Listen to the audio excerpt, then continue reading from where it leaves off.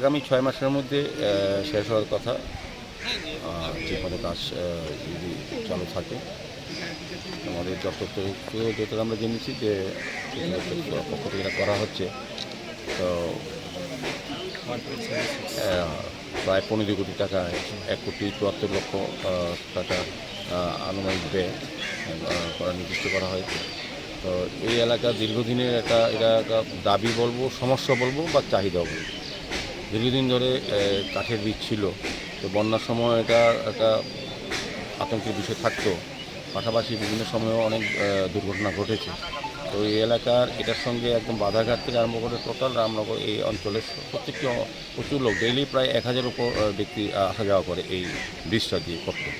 এখনও অস্থায়ীভাবে একটা যাতায়াত রক্ষা করার জন্য, যোগাযোগ রক্ষা করার জন্য একটা ব্রিজ পাশে ব্যাম্বু ব্রিজ করা হয়েছে, পায়হাটা। এখন আমাদের যে বীজটা হবে এটা ৬ মাসের মধ্যে বেলি বীজ হবে।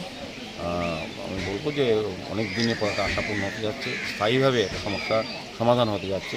তো আমি রাজ্যের মাননীয় মুখ্যমন্ত্রী প্রফেসর ডক্টর মানিক সাহাকে ধন্যবাদ জানাই, ওনার দপ্তরকে, প্রতি দপ্তরকে, এবং আগরতলা পৌর নিগমের যিনি এই এলাকার কর্পোরেটর, উনিও অনেক সময় তদবির করেছেন।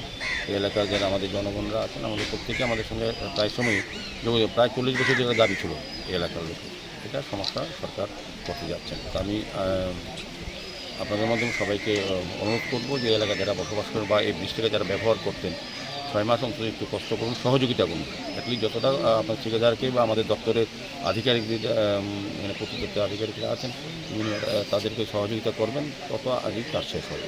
সার্বিকভাবে আমি বলবো যে একটা ভালো যে আজকে মাঙ্গলিক অনুষ্ঠানের মাধ্যমে, আনুষ্ঠানিকভাবে পূজা অর্চনার মাধ্যমে এটা শুরু হবে। আমাদের এনআইসি মেম্বার পরিচালক যে আছেন, আমাদের স্থানীয় কর্পোরেটর যিনি নিতু গুহ মহোদয় আছেন, আমাদের কর্পোরেটর স্নিগ্ধা রাজদেব আছেন, শিখা ব্যানার্জি আছেন কর্পোরেটর, এবং আমাদের বিভিন্ন দপ্তরের উচ্চপদস্থ আধিকারিকরা আছেন, ইঞ্জিনিয়ার আছেন, ঠিকাদার সংস্থাও আছেন, এবং সার্বিকভাবে এই এলাকার লোক খুব সহযোগী মনোভাব নিয়ে আজকের এই মঙ্গলিক অনুষ্ঠানে উপস্থিত হয়েছে। ফান্ডিং কোন দপ্তর করছে?